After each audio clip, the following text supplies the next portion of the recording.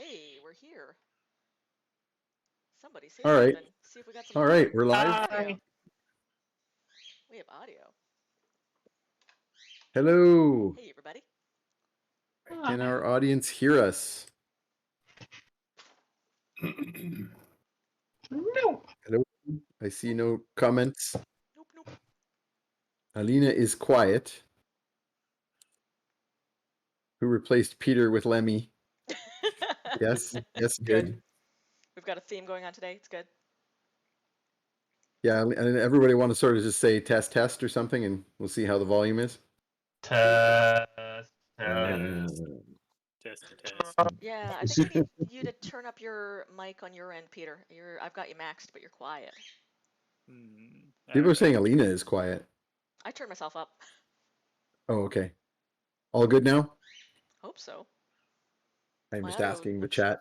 good over here, but I'm gonna have to hopefully- take off my bitchin' sunglasses to be able to see anything on my screen.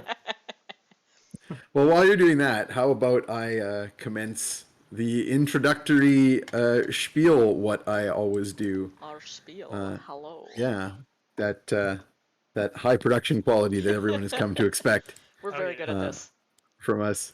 Hello, once again, internet friends and webcomic fans. It is I, your friendly neighborhood dungeon biologist. Welcome to yet another episode of Trash Heroes, the Dungeons & Dragons stream wherein we recount the epic adventures of this wildly improbable collection of horrible creatures we call the Trash Heroes. Our players, as always, this wonderful group of talented internet cartoonists. You can check out all of their work, all of their amazing comics and other projects at the various links that you can see in the upper right and also in the About section beneath the stream. You can also find links to everybody's Patreons and social media. There's also a Patreon for the stream if you want to support us directly. You can also subscribe. That's always good. I'm clearly starting an OnlyFans. And yeah, soon we will begin. It's a good look.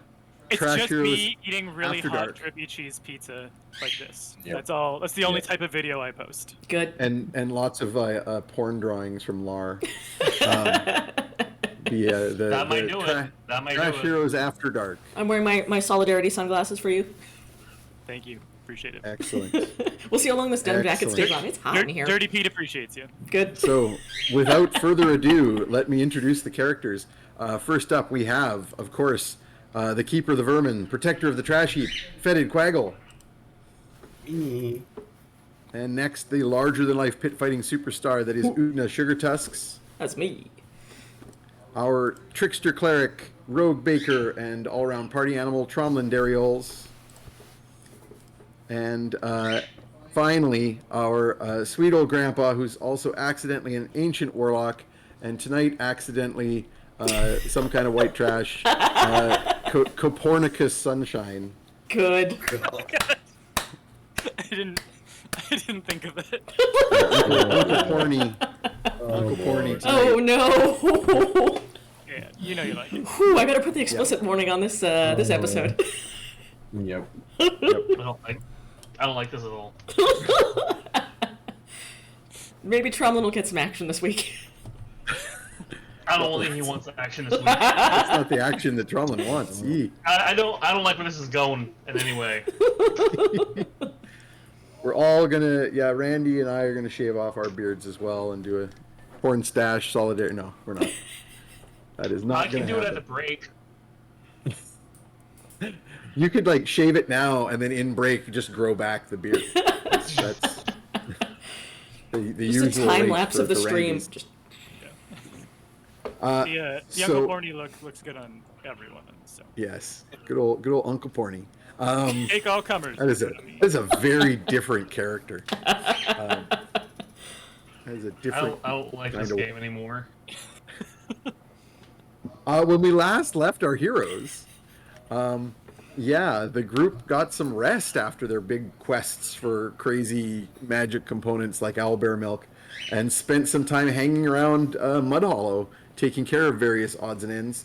Oogna got Sal to lend her an animal cage for the owlbear cub, Tres Leches, which has now been dressed up very extravagantly with toys and other things that all of which last about half an hour. He's got a plush frog.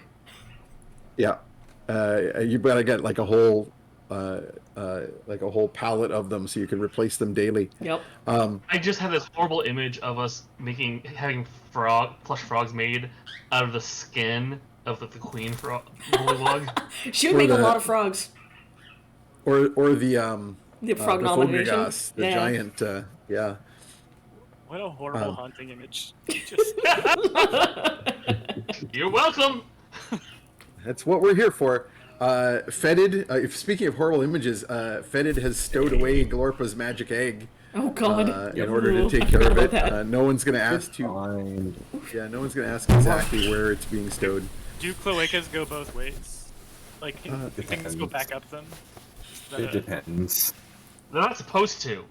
I mean, it's kind of like a muscular glove. You could kind of open and That's close what it. Your mom said Yeah. last night. Your cloaca. Yep. I If feel like Uncle this Forty is like ever drops an album, it will be titled Muscular Glove. Just Yes. I- Oh yeah. I feel like this Good. whole conversation is something that Oh, the man. great Gonzo has under an alias on Reddit. In our chicken fuckers. Yep. Oh, God. Oh, He's the God. founder. It's going to be that kind of night, everybody. Founder and mod. So the Thieves Guild has been placated. Tromlin got some good job gifts. Later on, Very Mickey good Cotter. Yeah, Mickey Cotter came by to tell everybody he's going to Wizard College at the Sunshine School for Gifted Youngsters and asked for Copernicus to give him a letter of recommendation. Boy! Don Emilio has begun investing in a new business venture down south and asked for Copernicus's insights as a magus, which led to a strange dinner party at which Fetid got to gorge himself. Tromlin's adoptive mother, Madame Dignarnia, asked for his help with some of the obnoxious noblemen's sons who were causing trouble at the casino/brothel. The group ambushed these two men, individually dumping the first one, a son of Lord Scully, drunkenly onto a merchant ship bound for the far south. The second, the son of Lord Malgain, turned out to be hiring an assassin to track down Tromlin, so the team went a little further, feeding his tongue to the owlbear, driving him insane with a mind splinter spell, and dumping him in the hold of a Zarashi slave ship. I actually forgot all about that. And early the next morning, the group was awakened by a knock at the door and the voice of Quorm Leatherback, the right. total right hand of the local Thieves Guild, who said, "Up and at 'em, Benny has a job for yous." And that is where we left off.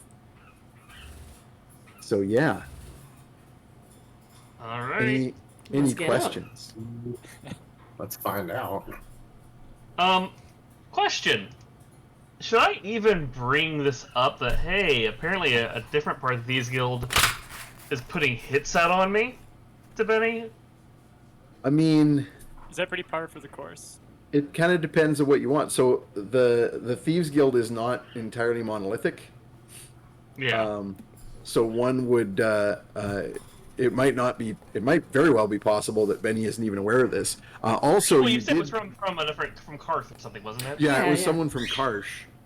So it's Karsh. something you could just say, hey, I just learned that some people from Karsh are muscling in on your territory here. You know, specifically looking for me. Yeah, That might lead to Benny asking some questions, but Worth a shot. I mean, I'm in his good graces right now. Maybe it'll benefit me to do something. because at this Well, point, Benny's not aware of your family issues. Yeah. Yeah, that's. I don't plan on making it unless I have no choice. I guess we go to see Benny. Right. Well, so yeah, Quorum waits. I was gonna say patiently, but that's not really part of his nature.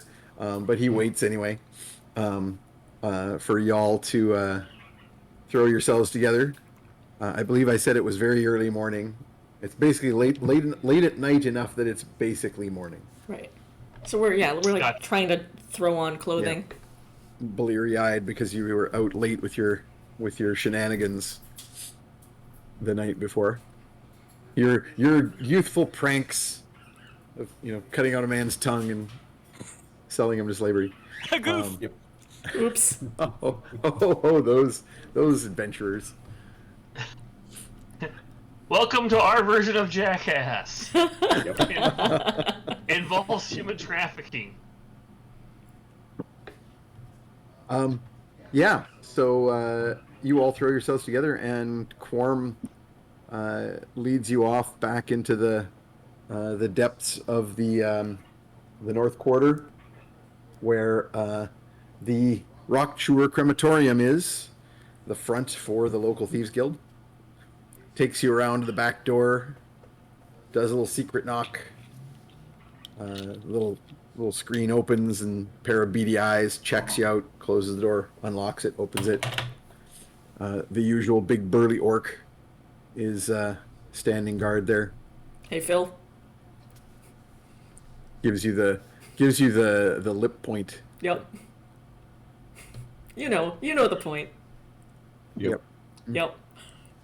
And you are led into the big room where you normally meet with Benny.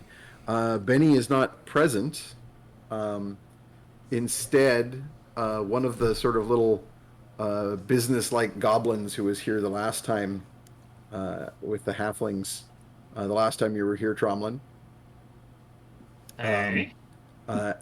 And he has a sheaf of documents that he silently hands to Quorm.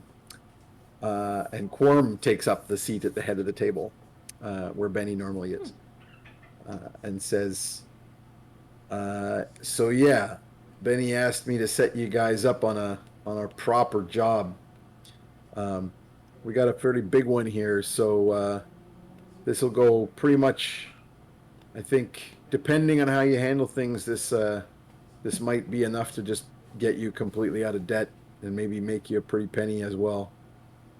And I also wanted to point out, just because it never came up last time, you still have the rest of your brother's jewelry, which you can't really use as money very easily, but you could fence through the Thieves Guild. And that should be worth a fair amount of money, which may also be enough to pay off some of these debts. I believe we said last time that Tromlin is now aware of the actual sum. We're not going to come up with something, but a large enough sum that it made Tromlin kind of choke on nothing briefly. Choke on incredulity. And I'll just say out of character that Alina has decided to buy off or change the flaw. So we're actually gonna let this fly. That sounds good. I would probably do everything but the signet ring, because that For sure. No, the signet ring and the true seeing gem, I'm assuming you're keeping. Yeah. Because they're useful. But the just various pieces of there's a gold, a pair of heavier gold bracelets with gemstones in them. There's some women's jewelry, some earrings, a couple of other rings that are non-magical. Some semi-finished pieces, like a gem set in just a setting, but there's no way to wear it. So yeah, if you want, you can bring that forward. If you want to bring that up now, I will. I was before we get further, I pull out stuff I would like to actually put this towards my friend's debts, and I just empty it all out. Quorum sort of does he's got the eye patch, so the one eye kind of raises the brow ridge slightly, but the goblin sort of jumps up and starts fumbling on his jacket to pull out a little jeweler's lens. You didn't warn Oogna that you were going to do this, right? So she actually splutters a little bit and is going to go say something "Oh, you don't have to do that," and then she'll just see the look in your eyes and just give you a nod, I'll get you back later. Hello? Hello? Hello. Okay, there you are. I just had really bad connection suddenly. Oh, gotcha. I said, Oogna goes to like splutter and be like, "Oh, you don't have to do that," and then like sees the look in your eyes, and gives you Like, that it's nod. happening. Yeah, that nod that she she means like, "Thank you," and I'll get you back later That's if I fine. can. It's happening. It's happening, though. It's the look that you've used before when getting Oogna out of trouble. Yes. But see, the thing Look. is, Oogna often gets Tromlin out of trouble, but more of the more murderous nature. Yeah. If an assassin comes in, I will mess them up for you. Well, as a matter of fact, that will be Okay. useful. Yeah. So the goblin does some quick appraisal and whispers to Quorm, and Quorm will say, "I'll have to double check with Benny, but I think this is going to have you clear for sure." So, Perfect. assuming everything goes well on this I almost said on this run because I've been replaying Shadowrun. Puts on my cyberpunk sunglasses. Yep. Assuming everything goes well on Shadowrun. this run. Gloom trot. Yep. All right, chummers. We're gonna. Go Chooms. Okay, this is a standard smash and grab. No, it really isn't. We could be playing Earth Dawn. Yeah, you could be playing Earth Dawn. Fantasy It's a very fun Shadowrun. game. A wonderful game. Yes. So, right. So depending how things go, this there's possible bonuses in this. So, like this is definitely going to get you out of debt, but how much you make on top of that depends on how the job goes. So I'll lay it on you. There's a ship, an airship that went down in the Silver Mountains. And we're being paid basically to recover the cargo, which would normally be something that the guild wouldn't be super into, but this has got to be a bit of a sneaky job because right now the Ibetians are kind of doing a little the makings of a little war. There's some pretty severe skirmishing back and forth between. And actually, Alina, this is a good time for the map. Why don't we sure. pull the map up? Oh, let's get that going. It can just be the map of the full Northlands map. I think that one's good Oh, okay. enough. I've got the whole world map up if you want. Yeah, but that might be a little Cool. zoomed out to point at anything. To do Northlands around Mud Hollow or the slightly zoomer out one? The Northlands of Karsh, like the full Okay, there we go. Northlands, not the zoomed in on Mud Hollow one.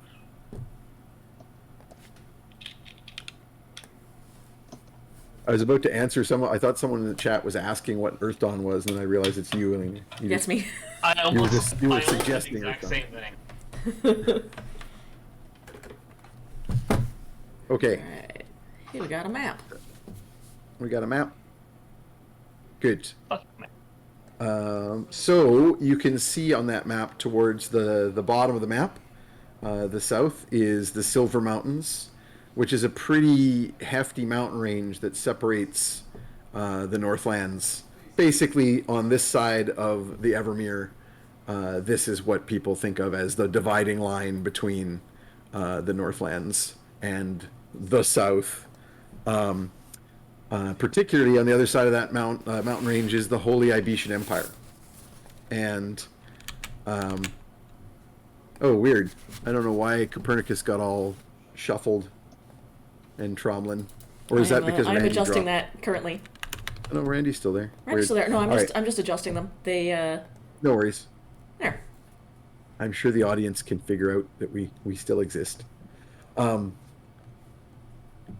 So he goes on to say, so the Ibetians are basically skirmishing with the Dragonborn, and that's making the transport by sea to the south pretty risky, but they've also closed the roads. So the Great North Road, which goes through the Silver Mountains, closed down.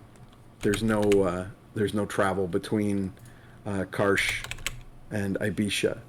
Actually, if you zoom out a little bit, or Yep. zoom over to the side, you can show where the Dragonborn Isles are, No so everybody Marzesh. can see where we's talking about.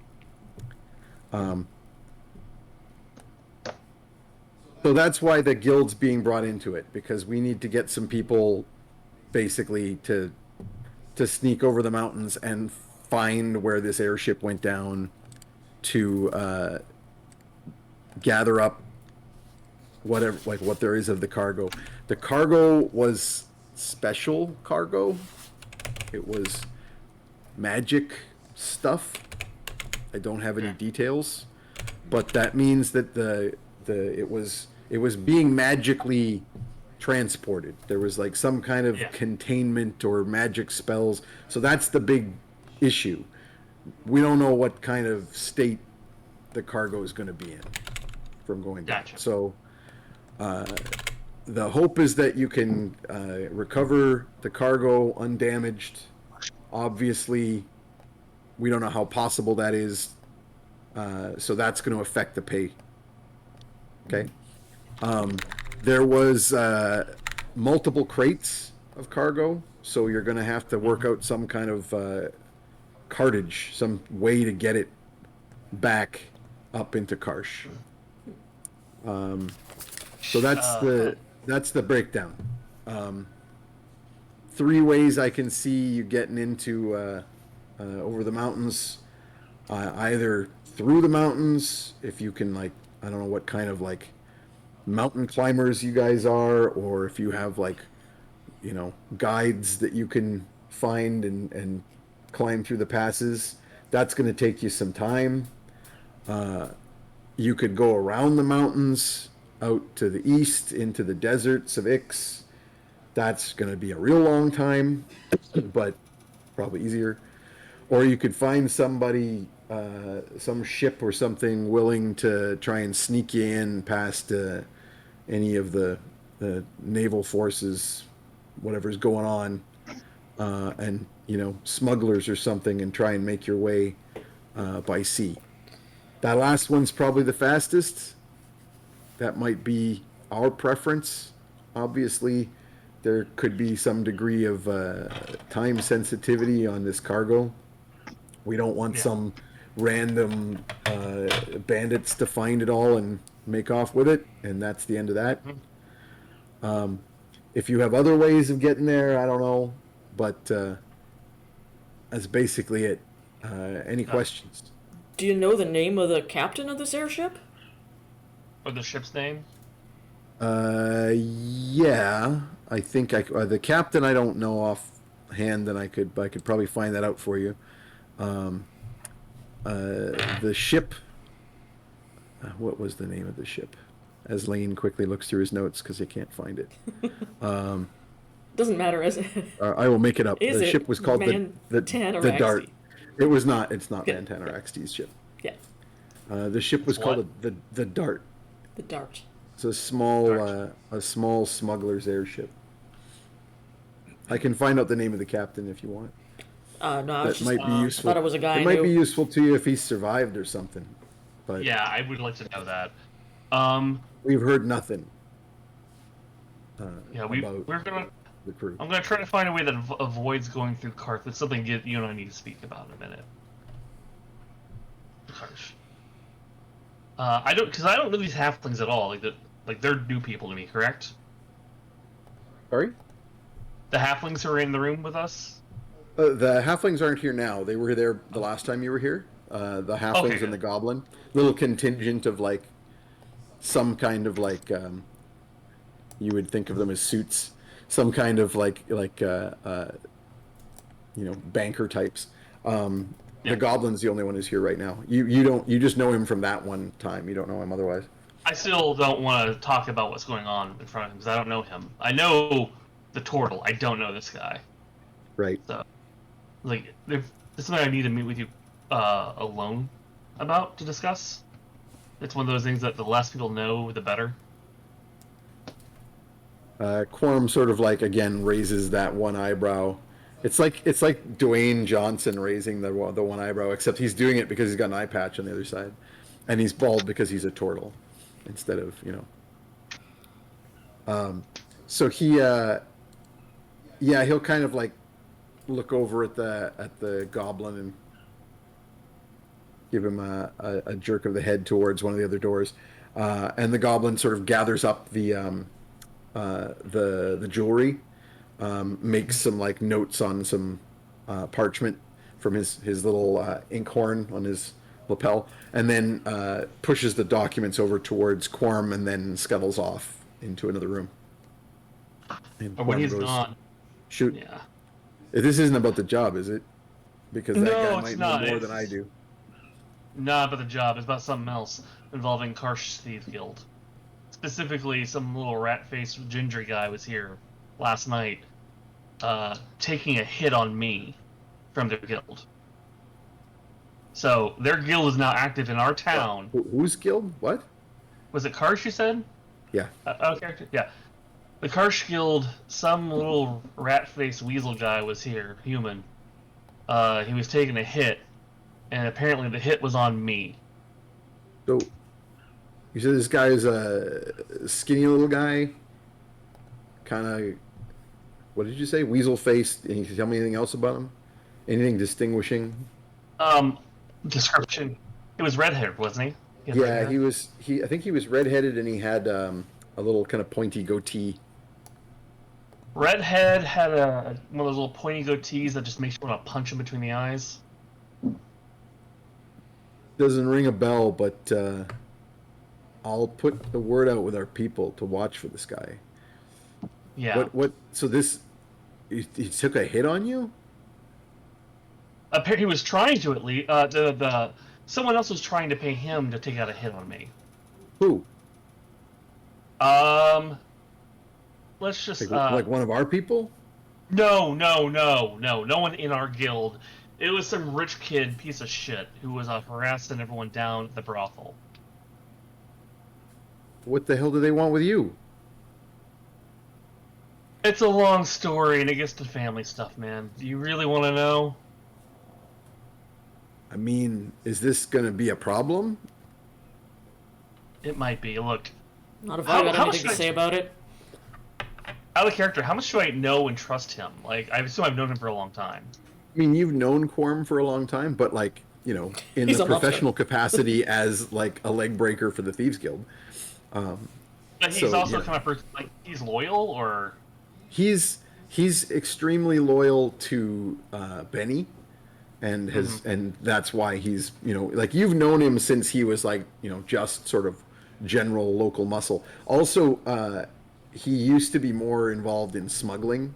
Gotcha. There's a number of turtles out in the banks that are well Yeah. known for basically because Mud Hollow is on the trade road, like around the Great Big Ring Road, but there's a swamp around it, so it's really straightforward if you're a swamp dweller like the local turtles, or some of the local elves to I'm going to- use those smuggling routes.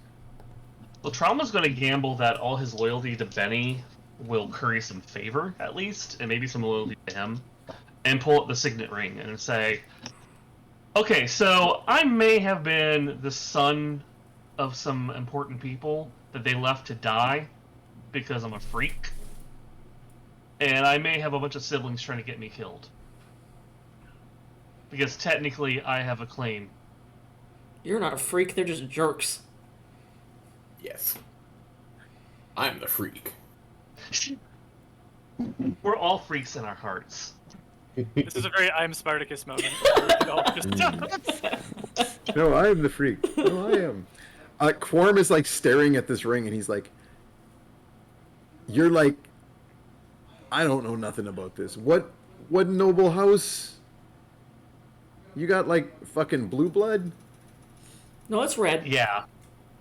Well, purplish. Yeah. Technically, I'm a dirty family secret that of a certain noble house, like it got out, it would be embarrassing. But also, since I'm still actually alive, it means I have a claim to my family's seat. And I may have humiliated them recently for it. Just a bit.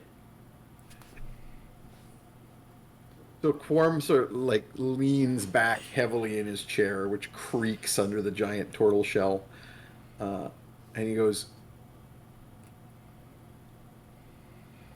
I, "You want to be careful who you tell this stuff to, man."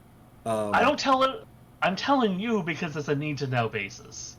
And you're Benny's right hand, which means eventually Benny has to know anyway. And do that's you like, know how much money there is in blackmailing these fuckers? yeah.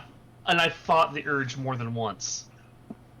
Well, I will do you a favor and not Mhm.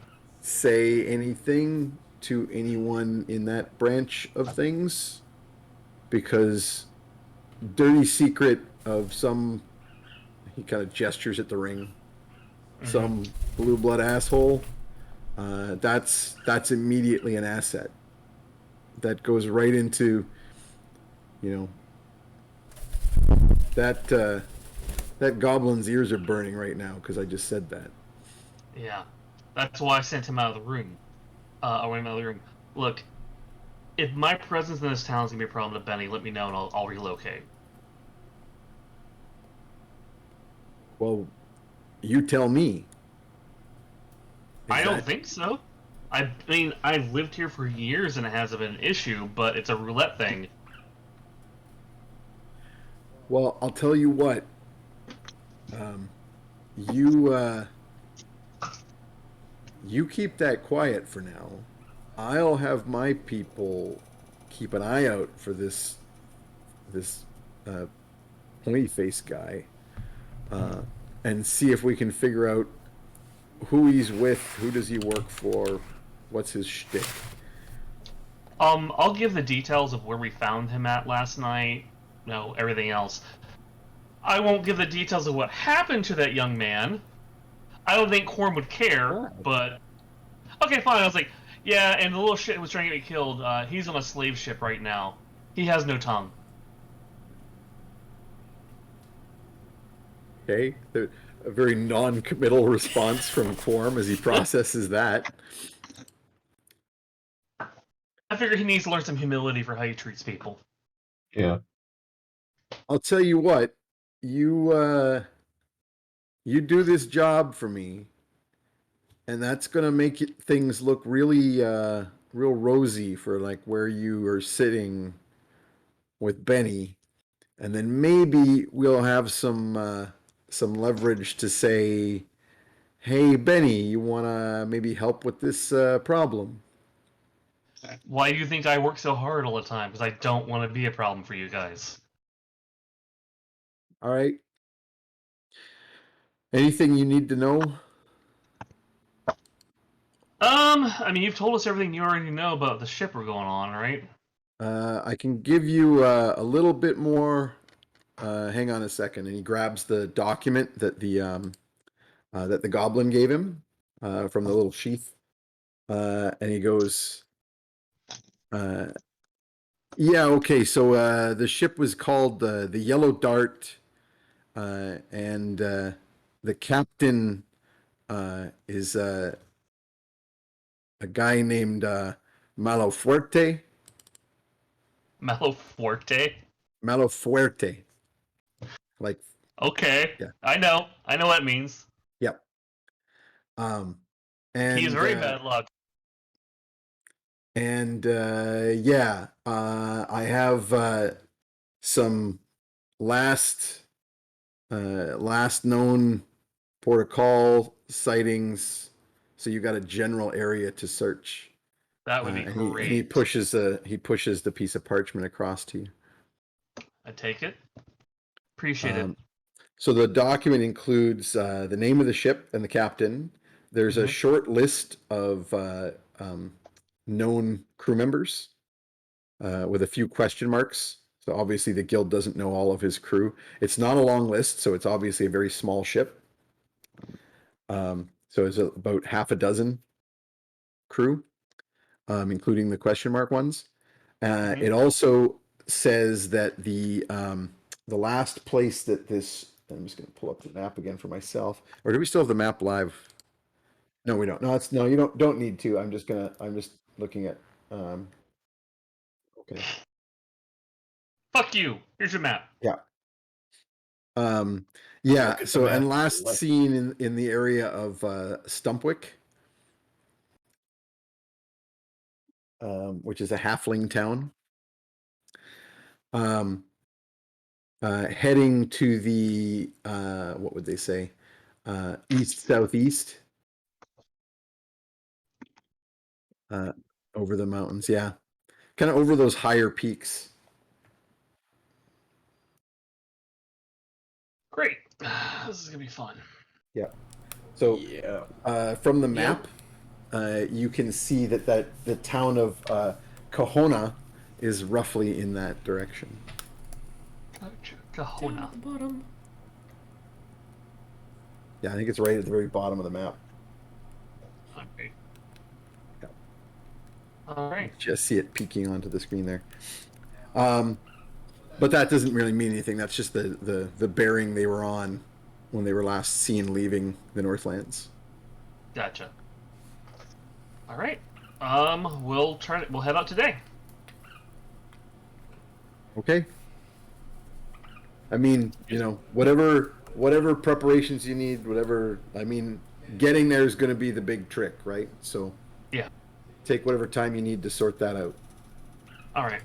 If you need to go down to, there's a lot of smuggling going out of Karsh. Maybe you can find a ship there, or if you're heading out to the east, obviously you're going to want to head out to Riverbend and strike out from there. Whatever you need to do. Gotcha. All right. You got everything under control? Think so. Anything We'll else find comes out. up, any other questions, you come back and see me. All right. All right, and I'll look into our little red-faced friend. Thank you very much. Head out, and let's return to our group. And is it safe to assume Meg is trying to eat your character sheet? Yes, correct. Always. Good. I need these restroom. I'll be right back, guys. Yep, no worries. Okay. So you all head out of that was a weird effect on Randy's camera there. Blue screen. Blue screen. I think he's just pointing it at a blue screen or something. Yeah, I think that's what was happening. I thought for a second it was like just moving around because he was taking the phone camera with him, and I was like, nope, no, please don't. Please don't do that. Okay. So, yeah. Yeah, Benny is giving you guys all the Georbs.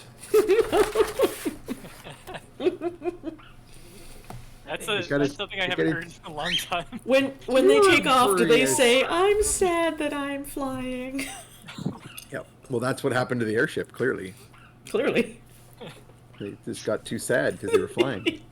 Caused them to crash, as one does. So, yeah, heading out from the Thieves Guild, what else do you want to accomplish or investigate here in Mud Hollow before you Well, you I want to embark? put together a little traveling pack for Trey. Make sure my excellent. Owlbear Bjorn is up to a long trip. And that we have a stock of formula. Excellent. I will go tell my grandfather that I will be leaving town. I don't know if he'd want to come with or not, but I first let him know.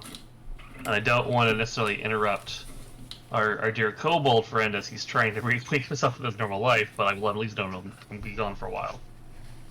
I am disappointed that you would question whether or not I would join you on a journey that is both very important to you and our mutual friend Oogna, and also outrageously interesting. We're going to go hunt through the mountains for a lost airship's secret magic cargo, or a guild of thieves before the legitimate owners find it. Mm-hmm. That sounds like a Behind That is delight. pretty dope. behind in Tromlin's fact- shoulder, you can see Oogna's eyes are just like glistening, and she goes like, Mhm. "We're friends." Oh. And then she just comes over and like just big hug. Aw. You get like lifted up like 6 feet and hugged and put back down. 60-10 damage. Yeah, I was gonna say you crack a couple ribs. Yeah, don't worry. It's good. Good. There's no bones left. It's all just scarab No. shell. Yeah. There's like a weird Um, crunching. I put you down gently. It's all incense and herbs inside. Do any of those things that Perny just mentioned fit anywhere on his bucket list? I would say sure. Let's. Oh, by the way, Randy, do you want to roll and tell me which god you're worshiping today? Because I think we might have done it already, but I Oh, don't right. think I couldn't find it in the stream. 28. 28 on the list. Oh, that's why I write it down the end, eh? And as far as the bucket list goes, oh, this is the wrong document. As far as the bucket list goes, why don't you pitch me sort of the wording of the bucket list? So, like, cargo heist could definitely be one. Finding a lost airship. yeah, or like a lost shipwreck. crash site. Shipwreck. Shipwreck. That's Bear- perfect. Shipwreck treasure. You've got like sort of like a buried treasure type of bucket list item. I'm guessing something Nice. like that. 28 is one that we've had before. Shar, the dark drow lady of the night. Oh, good. The one who I fucked. Thanks, Yes. Target. Oh, was it her? Oh, good. Yep. That was who. Yep. Yep. For a booty call. Woo! Yep. Drow, mistress of the Hey. night, wicked trickster goddess of the underdark, shadows, darkness, and the nighttime. Her symbol is a black disc with a deep purple border. She is DTF. Punk's not dead. It's passed out. It says Peter's mic is super quiet. Yeah, I've checked all the settings. I don't think I can make it louder. I'll just try and talk louder, and then I'll look more into That mic, but actually I- is a all little the bit better that it's closer to your face. Okay. Yeah. Well, we'll try that for a bit. Yeah. Sorry, DTF is Drow Theistic Figurehead. Yes, Yes. correct. That's exactly Good. what I meant. Clearly. And with Um, that, I think I'd like to just get the first poll going. So can we Get the chat get- out of here. the players out of the chat for the time being? I can't And- see the chat when I have my glasses on anyway, so... And I'll we'll just, I'll start just do first this and then I can't see. poll. yeah, there we go. I will remind the audience, of course, that you can automatically vote once in the poll, but if you wish to vote more times, channel points and other and bits and stuff can be used for additional votes. The poll will run for about 10 minutes, and I will keep you apprised of where we are at. So please do let us know which of these fun options you would like to see.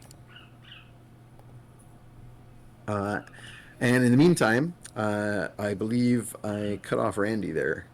What were you about to say? Oh. Well, I mean, I turned to the group, so I need to find a way there. Boat would probably be the fastest way. Well, no, the fastest way would be having our own magic to get us there, but I can't imagine I can afford a teleport without error for all of us. Well, I've been giving some thought to a system of demon horses to be used for extended locomotion and perhaps even I don't bearing think where weight. this is going already. In fact, Oh, no. A family member of mine is interested in possibly investing in this demon horse technology. We could see if he would like to do an investment, and we could do this as a field test. How demon are these horses? Oh, very. Oh, Good. Great. I'm very nervous about that for obvious reasons, I think. And, especially because we're trying to bring something back that will help my guild especially as my mere presence in this town is now bringing in danger to them as outsiders are coming to try to kill me. But if they can get us there fast, Perhaps they can get us there, and we'll figure out a different solution for getting back. Although cartage might still be a problem. Yeah, I mean, we can just see how the demon horses do the first time, like a test drive. And Yeah, if yeah. we're not all dead or insane, maybe we can take them on the way back. How big are these demon horses? Are they? Horse-sized, but they can carry an awful lot, and with the right motivation, they can fly. What? Yeah, you know. how long? 10 minutes at a time, but they can travel very far in those 10 minutes. That might be worth it. Yeah. So we got mountains to go over. So Yeah, I was Sally just demon going to horses say. Are you talking about having like phantom steeds? Yeah, I'm thinking about Demon horses. trying Ernie's Phantom Steed delivery service idea, because they can carry a lot of weight. I can cast a fly spell on 2 of them with 1 casting. And I'm sure they can carry all of us to get there, and then on the way back, they might carry the weight, but we have to do the walking. And I just But keep getting there involves getting over the mountains. But I can cast fly on Or- them, and they can do like 10 100. minutes probably ain't going to do it. No, That's but 10 quite minutes per fly casting, which if I rest while we're flying, I think I can cast, and I can cast twice before I have to rest. And they fly 100 feet per 6 seconds. I think we could do a lot. Like, I think we could actually do the hard part of the terrain very quickly if I was casting fly on them. I can figure out that I can work out the speed, but I'm pretty sure this is actually viable. Pretty sure. yes, it sounds good. Here, Yeah. let me do some math. I'm gonna open a Google sheet. I think I can figure this out.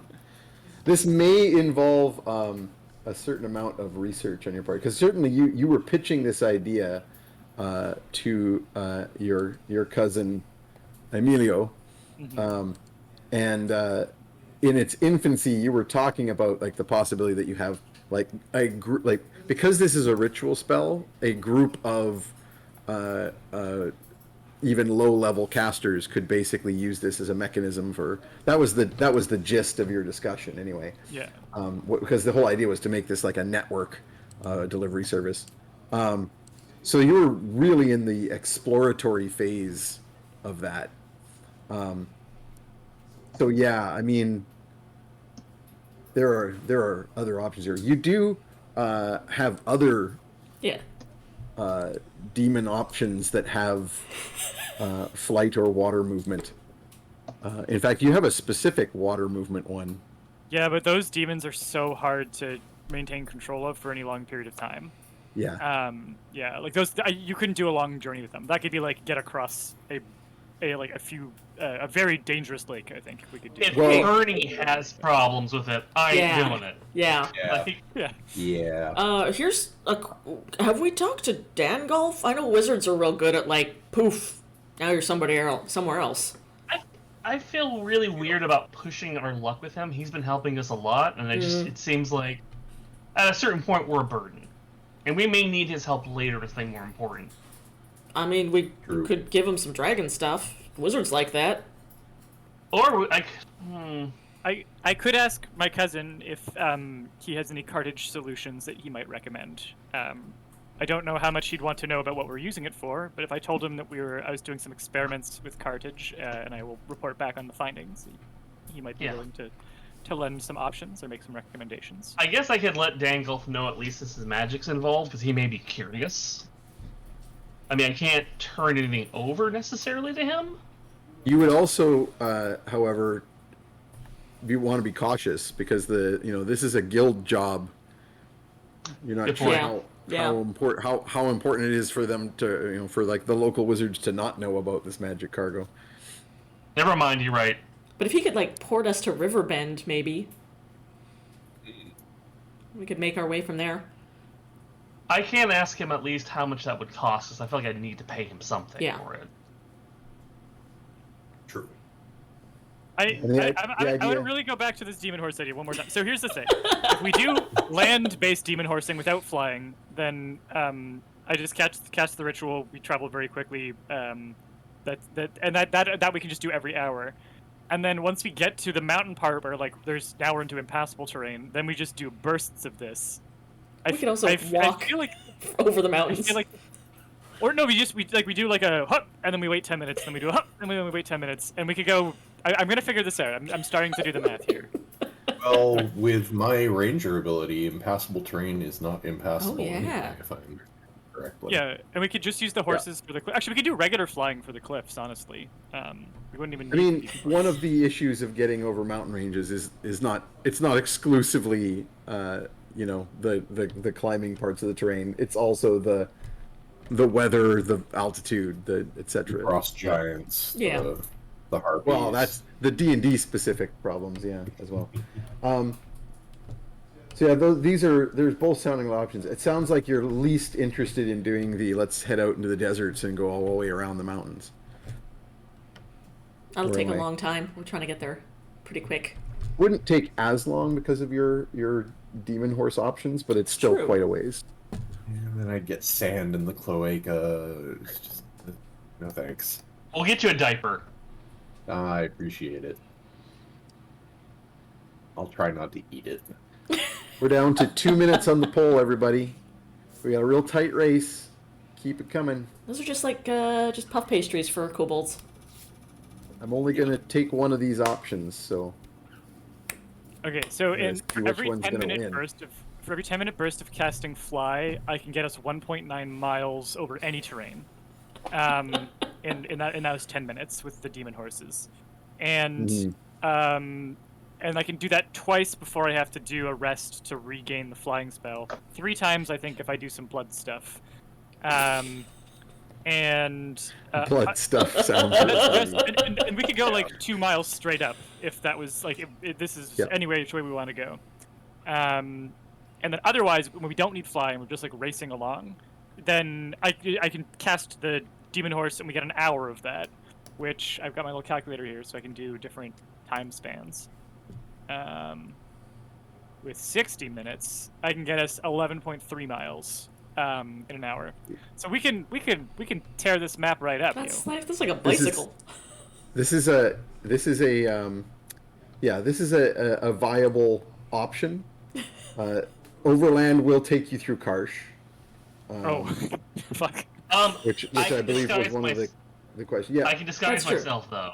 Oh. absolutely, there are ways And- around this. And then Overland also is going to like I said, this will mitigate the difficulties of going through mountains. It's not going to remove them. So this is still this is a viable option. Your water demon option, you were mentioning that using the water demon to get through dangerous areas, that's the main problem with going by sea, because there's skirmishing going on. So there are regions where you need to get past potentially issues there. So that is also a feasible idea. I think I would have to, because like with the summon demon, I have to, like, they get a saving throw every round. So I think I would need to make a longer term deal with the demon and be like, you get a year Which you off. can, yeah, you can Yeah. also do that. Yeah. So maybe I'll do the offer that I did with the Shade, who I'll remind everyone stabbed me and almost murdered me after we made this deal.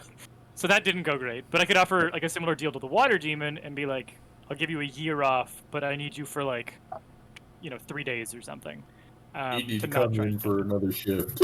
Yeah. And I'll give you a $25 gift card and say that Yeah. you're a frontline hero. Yep. Frontline workers. We'll bang Yeah. a pot for you at 7 p.m. Yeah. And I guess a third option might be to combine these, like to use the horses overland to, a port closer to where your destination is, and then have I less. was also going to use the demons to try and locate the site of the wreck or get like a lead on where it might be. So this, I just Basically, want to the like. more uses of demons you can work into this. The, Well, there's that saying, like a problem-solving saying about like when you're holding a hammer, everything starts to look like a nail. When you're like holding a book of dark eldritch incantations, everything starts looks to like a look demon summoning. Demons, Yeah, I mean, when you've exactly. already sold your soul, like, just Yeah. just keep going. Can only get so Oh, wet. I missed the end of the poll. Or The poll has covered. ended. Oh, can we look at the chat? Maybe. Double checking. Maybe. Yep, Woo. the poll is gone. You can indeed look at the chat, but I'm going to require my shadow DM to tell me who won because I missed it. Whatever one benefits us the most with the fewest drawbacks. None of I'm them. sure that's what everyone will vote for. I am certain that that is what the audience was aiming for. Clearly, they have our best interests at heart. They got me laid once. Once. So, Copernicus, then you were talking about going to talk to your cousin about his shipping options. Yeah, I think I should. I think it'd be good to less about shipping and more about. Well, I mean, I really want to try the demon horse idea, but I'm thinking like, well, how do we attach cargo to a demon horse, right? Like, what's the best way to have it cart stuff? So what I was going to do is ask him for advice about like, what kind of like cart attachments, or like, would you hang something from the flying demon horse and it's more like a helicopter drop? I was hoping to get his take on what options there might be for that. First question will be, what is a helicopter? Right, yeah. I'm trying to remember. We had something worked out for USPS, and I think it was like unholy spectral phantom steed. Yeah. Yeah. Yeah. Something Yeah. like that you were going to call this service. Yeah. So Copernicus wants to go talk to Don Yeah. Emilio. Anybody else have any particular pressing things that they want to do this new day in Mud Hollow? I mean, I'll arrange supplies for us. Get rations and rope and whatever mountain climbing stuff we might need. We'll help you and try not to eat anything important. Good. We take a trip to the market. I will I'll need continue. a roll for that. So, did we ever figure out what to do with the dragon hide to get it turned into armor or anything? You were so you had the wizards basically taking it off your hands for the most part in order because it's a magical process to cure dragonhide. The idea though was Because that they there got, was they got the best parts. or something yeah, like there that. was enough of it that you were like, if you can have the rest of it if you can help us turn some of this into usable textile that we can make into something. So that's basically being done in terms of like making that component once it's present. Then it's like a crafting situation, getting the magic crafting to occur. Now I've got that fucking Tool cover band song stuck in my head again. I can't hear the word wizard without thinking the wizard has gained access to a cube. Oh, It's true. it's so good. So speaking of cubes, so Oogna and Fetid are heading off to gather some supplies, and Copernicus is looking into or going to talk to Don Emilio. Are you taking Tromlin with you? You want to come, Tromley? Yes, that would probably be a good idea. So you two are going to go talk to Don Emilio about shipping and such things. So Oogna and Fetid, as you're heading out and you head to the market, start looking around for options here. You know, the typical sort of market goers, giant orc and tiny kobold. Yeah. As soon as you start sort of searching around in the market, you get this like weird feeling that you're being watched. Great. Can I make a perception roll? You All of us? absolutely can. No, just the two of them. All right. Oh, you did. Nope. Oh, I did well. 24. Oh, good. I got 11. Okay, Oogna is too oblivious to this sort of thing. And People is are always busily watching me. It's not a haggling. big deal. Yeah, haggling with random vendors for rope. Mhm. You're like, you've got like 7 ropes already, and you're like going, no, can't have too much. Mountains are More real ropes. tall. You need a lot of rope.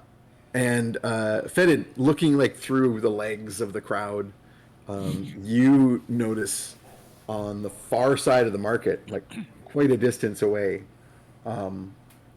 watching in this direction, you assume, is This is the cube. the gelatinous cube.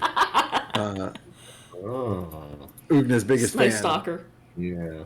You know, with its Great. like Yep. taped up horn rim glasses, kind of floating, Mhm. but Biggest fan. pointing generally in this direction, and the bow tie is floating around somewhere nearby. Did you just say biggest flan? Because that's Good. good. Wow! Wow! I was going to say biggest fan in terms of like cubic volume as Oh well no! as His name sheer is enthusiasm. Flanagan. Oh no. All right, that's canon. Good. Yeah, amen. Alright, I'll nudge. Or should it be Oogna. Stanigan? Either one's good. He's staying for Oogna. Oh man. Flanagan Blancmange, Oh, good. or Blancmange, or however you say that in English. I think the British usually like really shorten it. Yeah, I think it's like blancmange. Blancmange. Yep. Flanagan Blancmange. Attorney There at you go. law. That's his day job. I mean, he's got a bow tie. Yeah, he's got lore and everything now. Yeah. I'm just picturing, you know, like the scenes from Futurama with the chicken lawyer. I'm picturing a similar scene, like it's smash cut to like a random, I forget the name of the show, whatever, the random law show where the lawyer's got to have his Boom, boom. big moments. Law and Not Order. Law and Order, but anyway. But like it doesn't speak, so it's just it keeps just like every of the guys on the stand saying like, yeah, you can't intimidate me, and then it cuts to the Ice Cube just not Sitting there. just sitting there, and then it cuts back and the guy's sweating and like pulling his Yep. collar. It's like, I won't talk, I won't tell you. You want the truth? You can't handle the truth. Cut back to the completely silent gelatinous It's cube. closing statements, and it just kind of Good. wobbles a little bit. Yep. Wobble, wobble. Yep. Wub wub. Excellent. Flanagan. Convicts every time. Yep. Never lost a case. Matlock is the name of the show I was trying to remember. My brain was Oh, giving me that's an old MacGyver. Yeah, that is an old one. I mean, that was specifically what the chicken joke from Futurama was meant to be.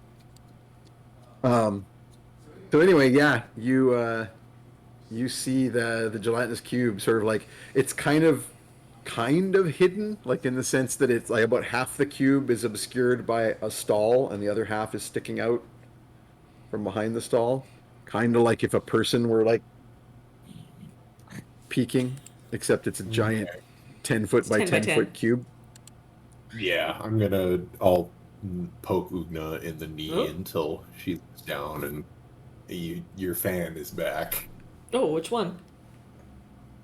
The big one who looks like a cube made of snot. Oh, that guy. Yeah, that guy. He's nice. Is he? He's a cube. I mean, he's real polite. That's true. I've never Well, heard him say anything bad about fair. anybody, so.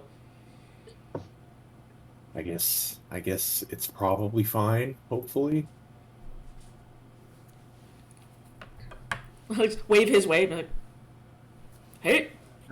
As soon as you wave, like the cube slowly, I was gonna say suddenly, but it doesn't do anything suddenly, slowly slides fully behind the, like, out of sight Very behind the, Like him up. I feel like this cube has actually like sat at my table for hours. Yep. But not to talk to Yep. me, to talk to either Danielle when I shared tables with her, Uh-huh. or back in the aughts when I shared tables with Irie, just to stare at her. Oh yeah. Mm-hmm. Yeah. Mm-hmm. Uh-huh. Am I gonna need a code word like I had with Irie? So you're like, oh, we need to get going. Sorry. Yep. Oh yeah. If I start firing arrows into it. A pretty good code word. Yeah. Yep. it means I want to leave. Yep. Yeah, Excellent. Oogna, like, puts I- it out and of her that- mind. She's used to dealing with fans like this, so she just like, hey, whatever. Goes back to paying for rope. It goes back to buying rope. You're just like the Michelin man at this point, just like Yeah. you've got Yeah. like 20 coils of rope. Oh, and I've got like So many Almost enough pythons. rope. Like there's like a whole sack of pythons. Hmm. I've only eaten a couple. I'm really Yeah. restraining myself. Just the Um, rustier ones that yeah. have more flavor. Yeah, They're spicy. got to get my iron in somehow. Fermented. You might receive a shopping list request from Perny via PernyNet asking you to pick up 2 matching pilot goggles, pilot scarfy thing, if you can find them. Okay. One's for the bucket, isn't it? Yes. Of Feta, course. do you know where to buy like pilot stuff? Perny wants some. Let's see. Let me look through. I've got contacts. We could ask somebody in the Quaggles and see what they can dredge up. They Okay. might know someone who knows someone. All right, I'm gonna stick my head in the nearest storm drain and see who's down there. Sure. The actual entrance to Quaggle Rock is on the south side of the marketplace, so there's a fair number of Quaggles nearby. So you poke your head down into a grate, and I'm going to randomly roll for the Quaggle availability. Roll for Quaggles. Yep. Roll to Quaggle.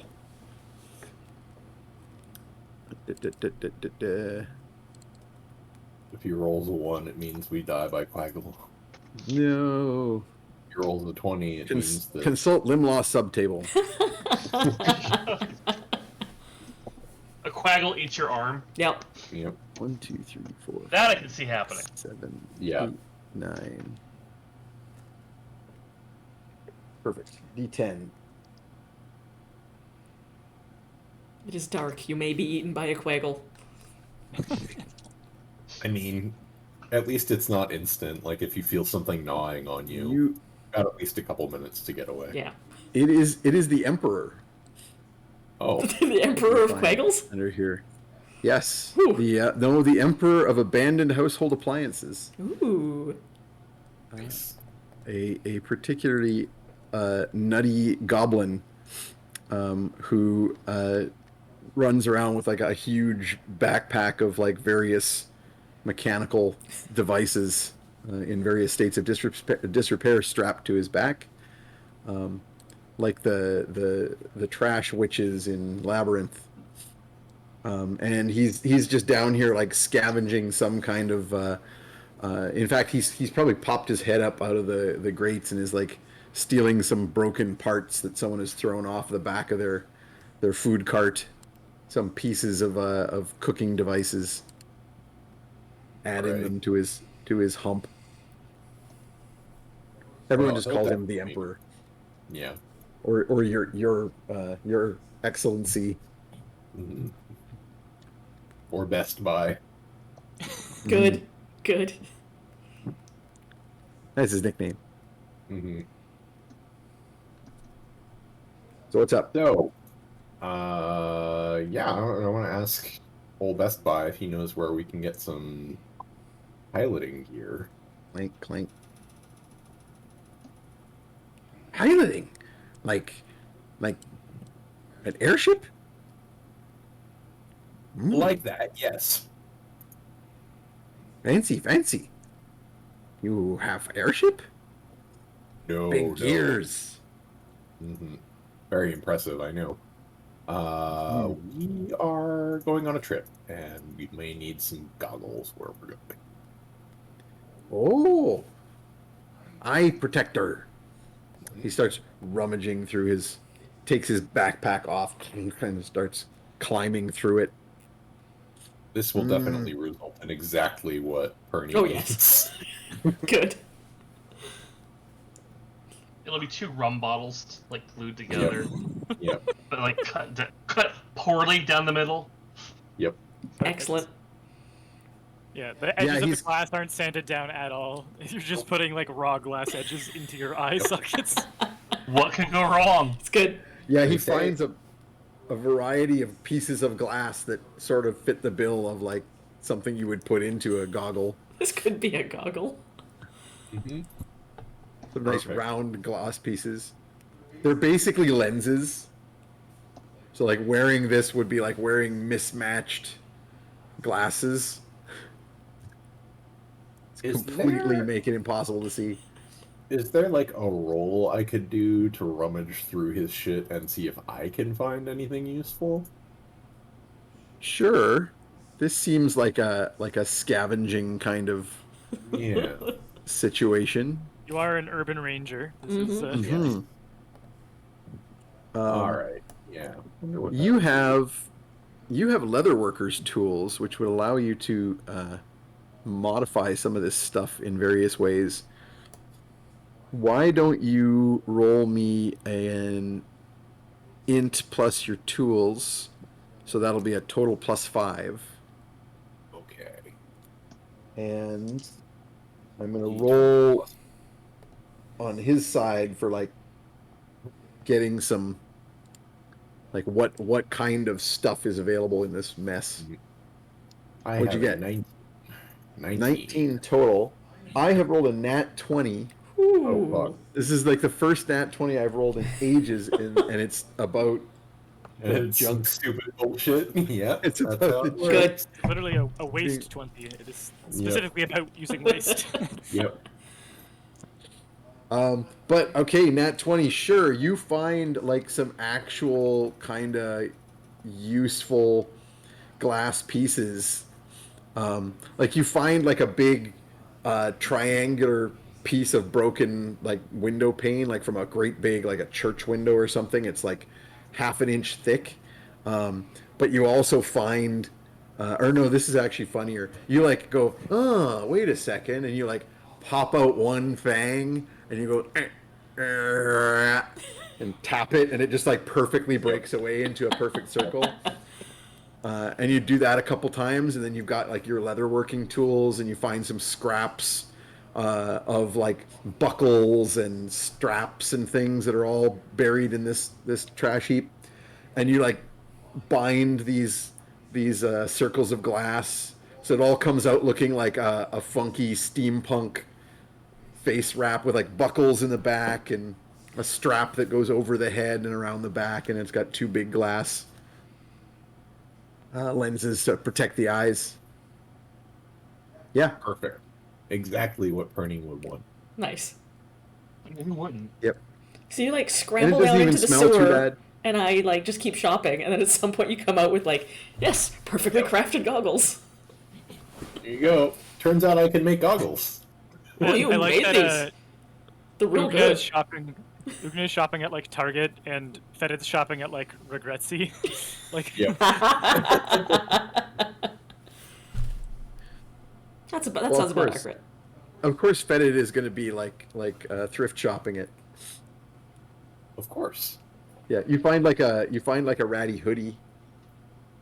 You put on An with like a actual, flannel. literally ratty. Yeah. Yep.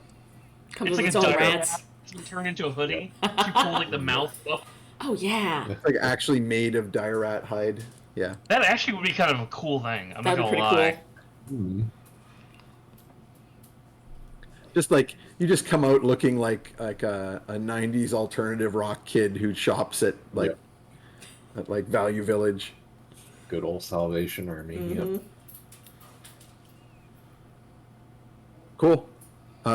You like trade some random crap to the Emperor, Hmm. and he scuttles off, having been only too happy to help out the local folk hero. That's the first time I've ever found anything useful in his bag of junk. Amazing. Maybe not. Maybe you found other stuff in there. So meanwhile, Oogna, you of course are, as always, approached randomly now and again by various market goers who are, super thrilled to see you out and about. And hey, I saw your match. Yeah, that was a good one. Thanks for coming out. Thanks for supporting us. And in fact, there'll be a certain number of. Oh, he's got the goggles on already. There'll be, in fact, a certain number of people coming up to ask you about the big match in Ravenfall. Oh yeah. Because the rumors are flying. Like, people are saying there was like monsters attacked everybody, and that it was I know those the bees. dwarves were like trying to pull a fast one on the local hero, and other people are saying that it was like the locals set it up to try and topple the undefeated Dwayne the Rock Thunderfist. Oogna will set the story straight as best as she can, but it's Oogna, so she's not going to do a great job of it. Let me hear it. She's like, oh, no, the dwarves were good guys. There was I mean, Dwayne and his people, they know what they're doing, but there was somebody who was like, I don't know, something about betting or something, and there was something weird going on, and then there was lots of bees. I remember the bees for sure. And somebody had snuck some mimics in there. The mimics were the real problem. Mimics? Oh yeah. Like mimic bees? No, just regular mimics. Like one of them was a bridge. I fought the bridge. That was good. And someone is like, but why would the dwarves never leave? Dwayne's never had a match outside of Rockspire. There's got to be something going on. And someone else says, yeah, this was not a normal match. Somebody who's got some real nefarious purpose behind this. Well, I mean, anytime Dwayne fights, it's not a normal match because his matches are great. Same thing with Basilisk. I love her matches are my favorite. So. I bet they are. But yeah, it was a real shaping up to be a real good match until those mimics attacked. But yeah, there was a bunch of them in the ring. I thought it was like a new angle that they were going, but apparently they weren't supposed to be there, so we had to fight them. Well, I heard that this was like being set up by the noble houses to try and make an alliance with the dwarves. That's going to be, we're all going to be ruled by dwarves soon. Rockspire is going to take over. Where'd you hear that? Yeah. Listen, that's just straight up nonsense. Orbs. The dwarves are coming and taking our jobs. Yeah. The dwarves are taking our jobs! Gerbs! Yeah, that's he's- just he's, straight up nonsense.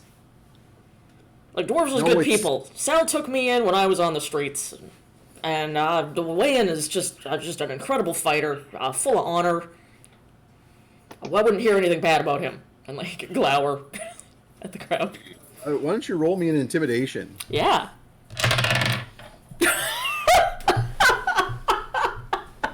That is a nat guess. 20. Nice. Wow, that is the most important natural. I have fear. The entire Just to crowd explode. is deceased. Yep. Every Just racist explode. in the crowd dies. Yep. The entire market just flees in all directions. I will note, I have a +8 on intimidation naturally. Oh yeah, no, I know. It's I feel like ludicrous. you slam your fist down to like emphasize your point, and you accidentally like explode a watermelon or something, just like Oh no, all it's not over a people. watermelon. It's like an anvil. Yeah. Yeah. You just like, without thinking about it, you've just picked up like an iron bar from a nearby merchant stand and like twisted it into a pretzel. Yes, you're as I'm casually getting so saying, mad. I don't like people talking bad about the dwarves. No, I really don't like that. Yeah. So the villagers in question, like there's a group of them that were sort of talking real. There's got to be something more to this. They kind of blanch and kind of like. It's like, here now, I Fall won't back hear any of into that the ignorant anti-dwarf talk. Sal took me in when I was on the streets as a kid, and he's been nothing but kind to me, and Dwayne and his people are just honorable. I was all get out. I won't hear anything bad said against dwarves. Sure no chance of them coming in here and invading and taking over your lives. That's just fool talk. I won't slam hear a it. fist down on a booth and it just like smash it completely, or you stomp your foot to make Yep. to emphasize something, and like it goes through the iron grate for the sewer. Soon the city is burning. Yeah. Yeah, this group all like fall back into the crowd, and you sort of like turn your back on them as soon as you glare at them until they like flee out of sight. Good. But Fetid, you notice that they're all, as they kind of go, they move as they leave as a group, and they all sort of whisper to each other and like look back and point at Oogna as they're going. That's not ominous at all. I'm sure nothing will come of that. Nope, not a goddamn thing. Nope. I'm gonna make a mental note to point that out, to mention that to Tromlin when we regroup with him. Do you want to try and get a closer look at them? Well, do I assume I saw them well enough that I would recognize them if I saw them again? Yeah, but until you noticed that sort of like conspiratorial whispering, you didn't really have a reason to like investigate them more thoroughly. Yeah, I'd like to. I guess that would be a perception roll. Sure. Investigation would also work, but I think you're better at. Yeah. I guess either one. Let's see. Yeah, I'm gonna do. Oh, it doesn't matter because that's a 19 plus whatever. Ooh. So either way, it would be a 20. Investigation. 24. That's like a 20. It's yeah. 24. Yeah. So you notice, the first thing you notice, which doesn't surprise you even slightly, is they're all humans. The second thing you notice, which doesn't surprise you even slightly, is they're all white. They're all white dudes. Shocking. The third thing I that hate you him already. notice, is that a couple of them are wearing a very similar piece of jewelry. Oh, I thought you were gonna say cocky pants. Yeah, they're Tied off wearing. sweaters, Yep. mirror shades, and they're like holding their phones up to talk about what America used to be. Mm-hmm. Yeah, they're all carrying these like sort of weird little bamboo sticks with like little Oh little. God. Torch tops. Yep. Just kill them. No. Just kill them. Yep. No, they're not. No, they're not. They're not that far. But they are. However, they do have this little like little button type, like a piece of jewelry, but something cheap, not like gold. It's just probably made of like Pressed tin and copper stuff. tin. But it's shaped like a letter Q. Oh God. You and Ron. Kill them all. Well, maybe we should just kill them now to save ourselves some trouble. Okay, Oogna's- tie them together. Oogna's Tie 'em still all in a together, towering climb temper. rope, throw one off a cliff, and then say where go one, go all, or something. I don't know the words. You know the one. Yeah, But that's how you dispatch. Yeah, they're kind of whispering to each other about something about, red and blue. I don't know. Consumables. Anyway, Take the do you red take potion. the red potion or Yeah. the blue potion? Health or mana. Yeah, actually, yeah. They're talking about needing the red potion. No, anyway, you notice the little symbol that they've got, All right. which I am, Duly for noted. my own amusement, saying is shaped like a Q. Uh-huh. Duly and unhappily noted. Okay, so meanwhile, Tromlin and Copernicus, you're heading out to Don Emilio's. So you go up into the wealthier part of town, Fuck right? 'em. Old town, I mean, yes. where Casa Luzidia can be found, wherein is Copernicus's library. And do you want me to introduce you as my Grand Nugget, or would you prefer to keep your anonymity? Don Emilio is very, very trustworthy. I certainly would trust him, but that does not mean that you would. Like, how am I related to him? It's a good question. I could probably really- point out the book might even show it. Yeah. The Oh, book- actually, I'll pull the book out. Where is Don Emilio in this chart? I think I did say that the Luzadias were in the chart, didn't I? I think so. Yeah. Yeah. But So, that they yeah. weren't like directly related to that side of the family. Yeah, no, it's a few generations back. There's like a marriage between a Boltree, or sorry, not a Boltree, a Sunshine, and a Luzadia. Or no, sorry, it's the Sunshines. It's marriage a few generations back between the Boltrees and the Sunshines. And then there's a note. Yeah, that's right. In the book, it doesn't actually have any direct lines. There's just a note that a branch of the Sunshine family are the Luzadias of Ibitia. And that they are, it's basically just a translation of the same name, but there's no clear indication of the relationship. So the note mentions Don Emilio is not mentioned at all, but Don Vittorio, the inventor in Karsh, is mentioned mainly because of his importance. So there's just sort of like a note saying, "Hey, we're totally related to this guy who has the king's ear." No, but no actual like lines joining that in any way. And Don Emilio is his son. Yeah. Yeah. Cool. Does I'm just keeping an eye on like my shadow while Tromlin's handling the book, just to see if like anything funny's happening. You remain shadowless. Okay. So I'm going to use my I'm going to like duck into like an alleyway, use my tattoo to basically turn into a human version of myself, like Yep. And, horns gone, legs normal. I imagine you've used this one quite a bit. Yeah. What do I roll for that? It's deception. You can make a disguise roll, but it's pretty. Honestly, don't bother. Like the spell is pretty. You're not trying to disguise yourself as someone specific. So for the spell, it's pretty much just it just happens. Okay. You basically have a disguise. Then I come out and say, "Sure, tell them who I am." I just going to remove that part of me now. Cool. Human. Cool. Weird walking on full feet at this point. Mm. You probably don't feel it. The illusion probably just covers it up. It feels like normal to you.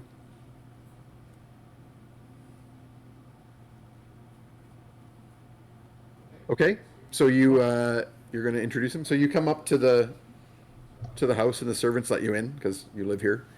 And you ask where Don Emilio is, and they point out he's in like the terrace. And you go, and Don Emilio is there speaking with a man in like a heavy cloak, which is a little unusual for the middle of the day when it's a relatively warm day. There's a little chill. It's still autumn, but not to warrant the wearing of such a heavy cloak. Looks kind of like a boat cloak, and they have a few words. Eventually, the Don Emilio sort of like nods, like conversation over, and the fellow with the boat cloak bows and nods to you also as like other important people, and then leaves. Before he And goes, I Don just Emilio. want to. If I detect thoughts, he would notice, right? Not necessarily. Let me quickly just remind myself. I'm pretty sure they only notice if they make the saving throw. You get surface thoughts, whatever is the most important thing on their mind at the moment. As an action, you can shift your attention to another creature or probe deeper. If you probe deeper, they make a wisdom save. If they fail the save, you gain the insights that you're looking for. If they succeed, the spell ends, and either way, the target knows you're probing their mind. So basically, if you try to probe deeply, they know. But if you just are looking for the surface thoughts, they do not. So I'm going to start by detecting his surface thoughts while he's distracted and talking to Don Emilio, if that's okay. So while he's talking to Don Emilio, his surface thoughts will basically be the conversation. So what you'll get is what are he's they saying. talking about? Oh, okay. What are they talking about? Sure. So they're talking about. I'm just going to double check if there's any roll for that. I don't think you have to roll anything for the first part. Yeah, no, nothing. Okay. You just have to be within 30 feet, which is no problem here. So they're talking about the business venture stuff that you recognize or remember him talking about with his business partners the night before, or not the night before. Well, yeah, I guess that was just last night that you had the dinner party. Specifically, they're talking about the Dons, which he mentioned to you Don. last time. Yes, Don Esteban, Don Garveldo, and Dona Isabella. Who he had asked you if you were likely to be in the Ibetian Empire in the near future. He asked you to make contact with them because he has not been able to send messengers back and forth because of the conflict. And they are talking about getting a message to Don Garveldo and possibly the others. Because we're going You quickly basically get there, the right? impression. I mean, you don't know Nearby. where about. Actually, yeah, he did probably mention where in the Ibetian Empire his friends Do we could need a be map? located. I'm just double checking if that map is even one of the ones that you have. I have just the big I- world map. But it looks like the Yeah, mountains I- we're going to are like just at the north end of the Ibetian Empire. Yeah, they are. And I think the only cities I have on that map are Santo Bianco and Cajona. And it would be other cities, but in the northern part of the empire. You're going to that general region. And yeah, so they're basically talking about getting a message, and you get the impression that this guy is maybe a bit of a shady character in terms of transport. In other words, maybe some kind of a smuggler or someone with connections in that world. And they're basically talking about how hard would that be, what the price would be like. And you get the impression from their conversation that there absolutely is still traffic to some degree despite the conflict, which isn't super surprising because it's kind of like the Thieves Guild, like smuggling, has to avoid, attention, regardless of whether there's wartime issues as well. I might, in my book, send Tromlin a Perninet message saying, like, do you know this guy? Do I The know him? the smuggler dude? You don't, but make me a perception roll. All right. Let's see. Where's my d20? Here. And my perception is a +7.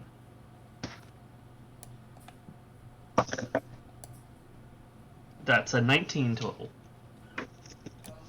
You give him a good sort of surreptitious look over to try and see if you don't recognize the face, but you do recognize the type. You're particularly drawn with your perception roll to his garb under the boat cloak, and so when, at various points you try and kind of catch a glimpse through like the bits that are showing. And he's got like sailor's outfit underneath, but he's got the kind of close fitting and like darker colored sort of ship garb. The sort of like I don't want to say leather. I'm trying to remember what they call like duck. The fabrics that they use that are sort of like really. Canvas. Yeah, it's not really canvas, but it acts kind of, because obviously Like canvas would oil? like be stiff and cut you. Yeah, it's like oiled, thinner fabric Yeah. that they used to call duck, that they use for like trousers and stuff like that. Because it sheds water. Exactly. Mhm. But he's wearing the closer fitted stuff that's been like colored to some degree. Normally sailors do like it's literally completely raw cloth because they're, you know, Yeah. they're making it in bulk, and they're usually sewing it themselves because it gets destroyed on the ship. He's wearing the stuff that you associate with smugglers. That's like closer fitting for like, you know, freedom of movement kind of stuff, and like darker colored for like you don't have to change your clothes to be slipping in and off of ships at night. And you know, Yeah.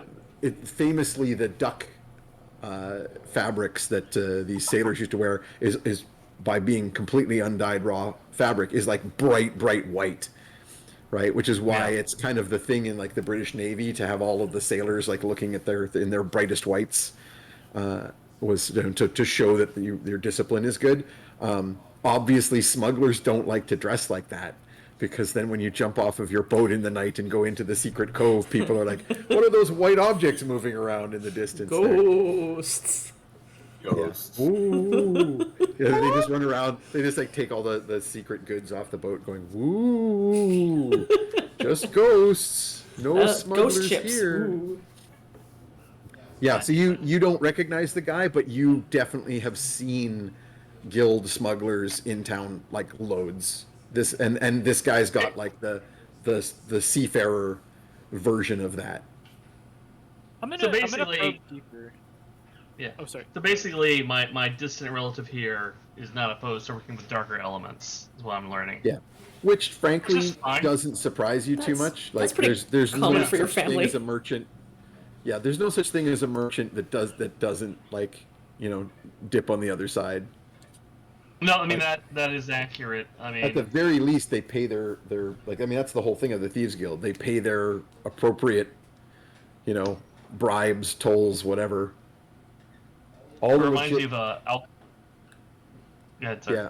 I was just gonna say all the legit merchants on the big road were certainly paying the tolls to keep the bandits off of them, right? That was the whole deal.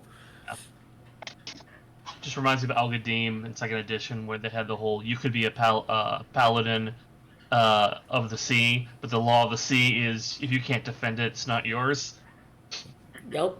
But yeah, Yep. okay, so I respect that. Yeah, he's doing his job. It also means that he's also noble, so it's not surprising he's okay with shady elements. I mean, this is the He's not. shadiest He's not motherfucker. noble. He's not noble Okay. blooded. He's just like your grandpa. He's like got wealth, but what the British Ah, call or used to call the middle class, right? The gotcha, Yeah. yeah. I think the you're actually wealthy but nobler than not I noble, am. but not titled. You're actually more noble blooded than.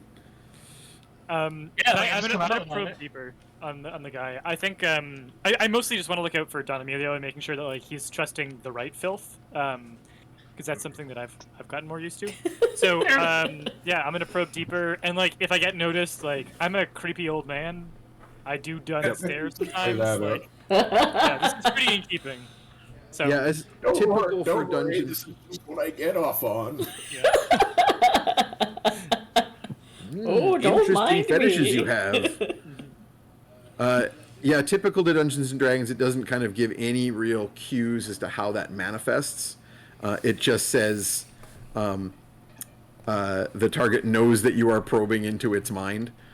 Well, I'll just So, be standing whatever. there, like staring straight at him. Yeah, and he'll hear like some whispered awfulness and like in his head, Yeah. like and be like, Yeah. The Get out of chances my of that brain. happening anyway were pretty high, even if I yeah, didn't get. it's just because you're there. Yeah. Sure, I'll make his wisdom save. What's your DC? 15. I have rolled an 11. I don't think he's going to have that high of a wisdom bonus save, so that'll do it.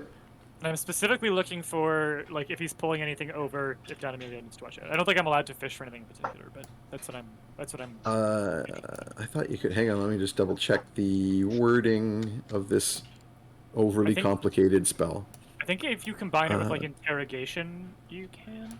You gain insight into their reasoning, if any. It's all specific. Its emotional state and something that looms large in its mind, such as something to worry over, love, or hate. So I would say that if it falls into those categories, you can just ask a question. Okay. So, for example, you want to know if he's basically double crossing Don Emilio. Yeah. So that would be something. If he was like double talking to Don Emilio right now, Yeah. that would be something looming large in his mind. So you're looking for deceit Yeah. looming in his mind as he's discussing, and no, he seems to be dealing straight with Don Emilio.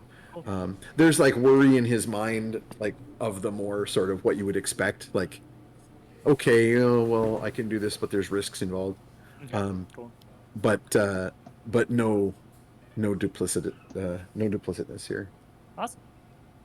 Glad to hear it. And he like looks at you like sort of And I'm just gonna be very creeped out.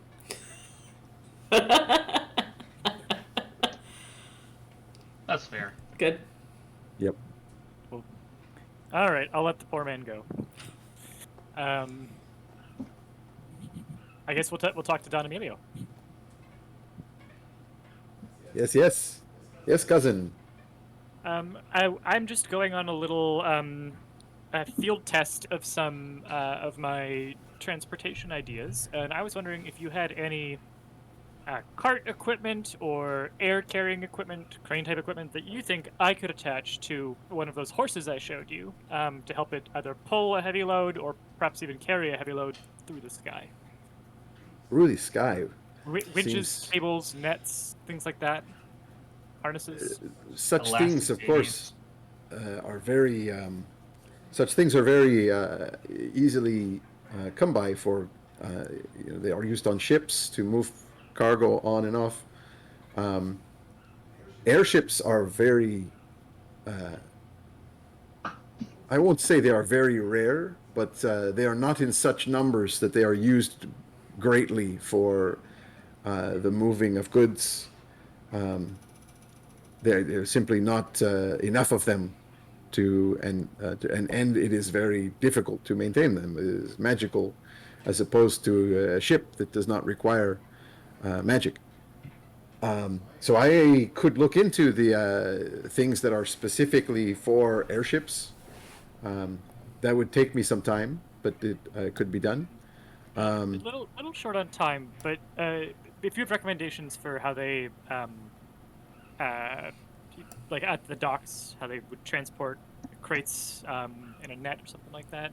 Yes, perhaps send me up for that, would be wonderful. frequently, nets made of rope, systems of blocks and pulleys that have so much reduce the rope. weight. And do you say for carts like normal? You mean ordinary? Yeah, uh, normally carts that could cart travel and at a high tack? speed. That could travel at a high speed. You think? I do not. That is an interesting question. I do not think it is very. So, as you know, the nature of the roads, they are, dry and solid ground, but I would not consider them appropriate or good for anything to move at speed without. Let me explain. I am a merchant, and I do not know to what degree you have the same experience, my cousin. But if your horses bolt with a cart, the greatest danger, not to the horse.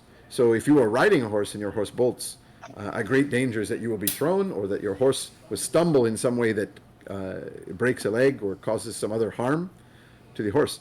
If your horse bolts on the road, the danger is to your cart, because almost immediately a wheel will break, because it is the nature of the roads. There are bumps, there are a stone out of place if it's a paved road, or rarely is it a paved road, and more often it is, a rut. And so if you move too quickly, you are almost certainly going to damage your cart.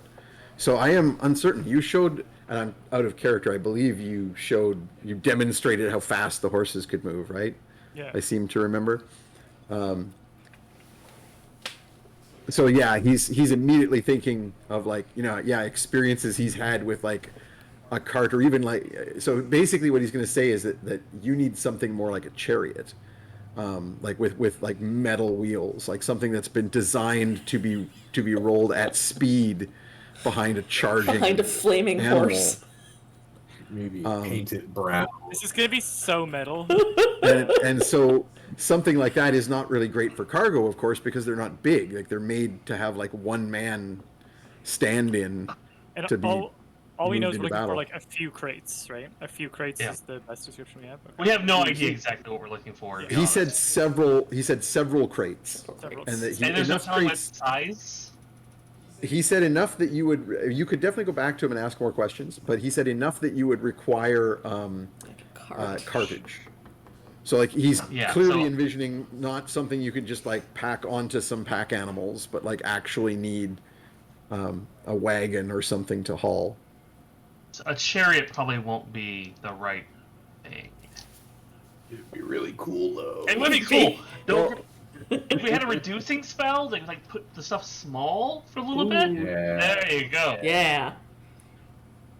My internet's kicking in and out, so I've missed the last 10 seconds. Oh, We so all if we had agreed on something, something. if We we were had just some type of talking reducing spell for the crates, we could like shrink them down magically. That would be awesome. I'm gonna chariot But- them out of there. But difficult, or more difficult than arranging. So other things. the other thing we could do that I'm thinking about is, so if we don't bring any cartage with us, we just bring a lot of nets and stuff. Once we get there, we just need to kill something big enough that I can make a chariot from its blood. We just need to make a blood wagon. We need a demon horse hauling a blood wagon. Oh, good. A blood wagon isn't Blood always wagon. the answer, Peter. It's always the It has been so far. I mean, Demons it's and solved blood all can of solve it. any problem. You could stick a demon into the reanimated body of a mountain troll, There we go. and it'll carry Probably. stuff for us. Yeah. Easy. So I At think this point, the other thing is we Don just need to Emilio, get there. We need to get there quickly and seize the Then cargo. we'll quickly. figure it out. We can get it back slowly. It's okay if it comes back slower than that. The race is just to get it Cargo. before someone else gets it. that is true. The what Quorm was sort of saying about in terms of time was making sure that you get the stuff before somebody, Oh, before it all disappears. we could potentially Yeah. also try and fix the ship once we get there. Oh. I mean, that- If we had Artificer, maybe, but Yeah. How also hard could it possibly be? I think I will grab all of my airship and mechanics related books from my library just in case. Yeah. You could just make Well- enough blood to make an airship. Make a blood airship. Let me. Blood ship, blood ship, blood ship.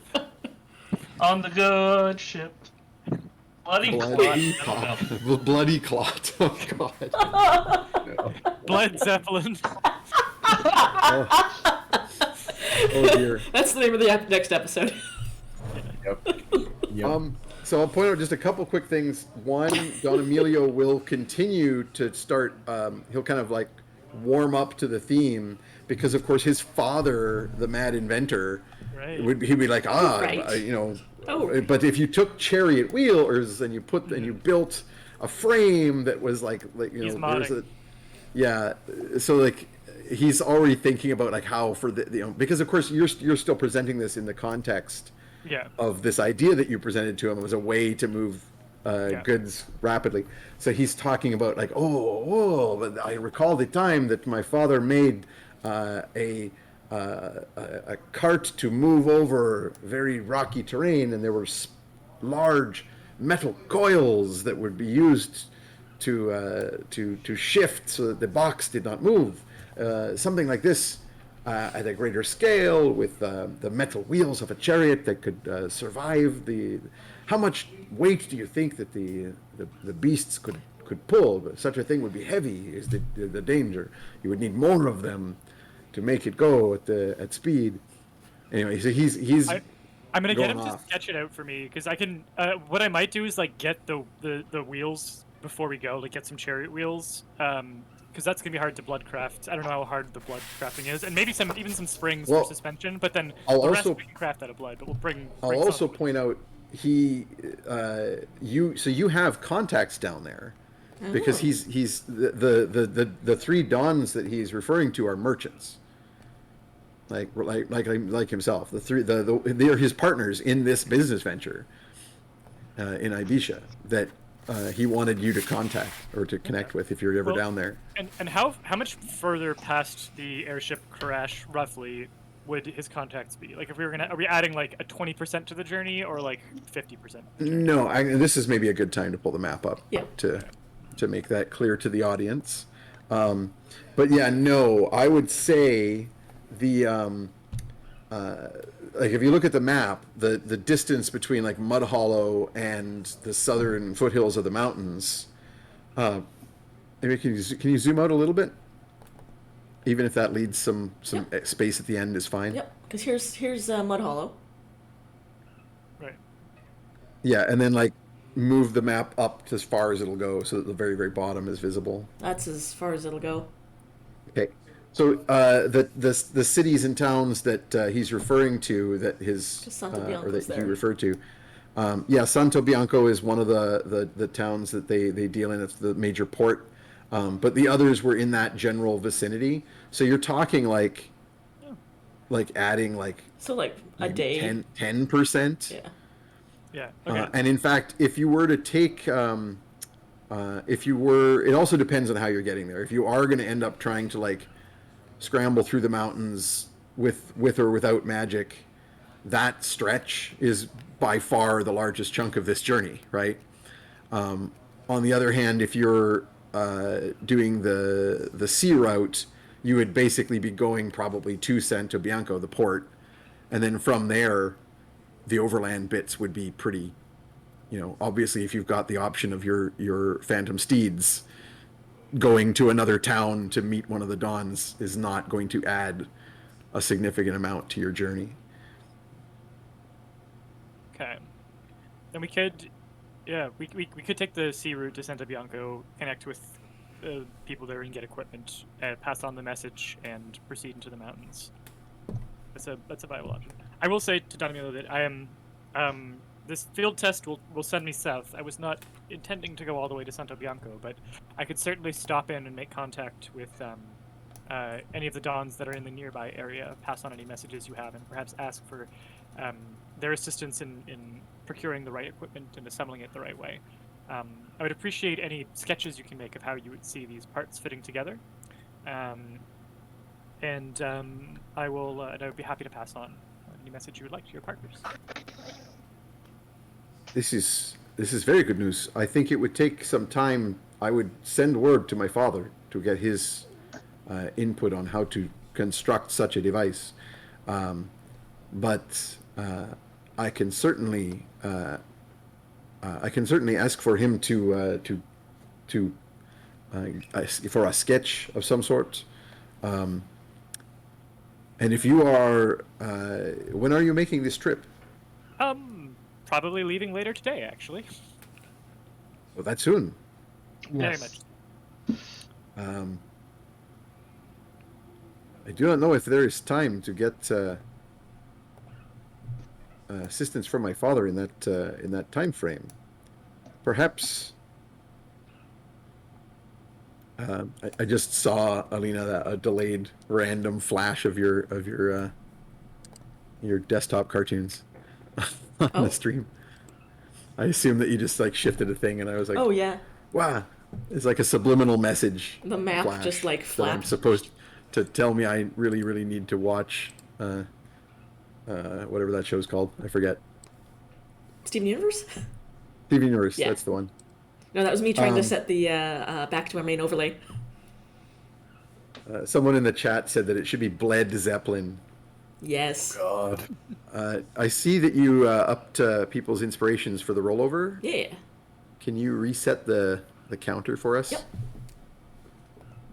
Merci very much. So he will ask, is there any way that we can get word to my father in Karsh rapidly? Perhaps, you say, do you already have your transportation arranged for this trip?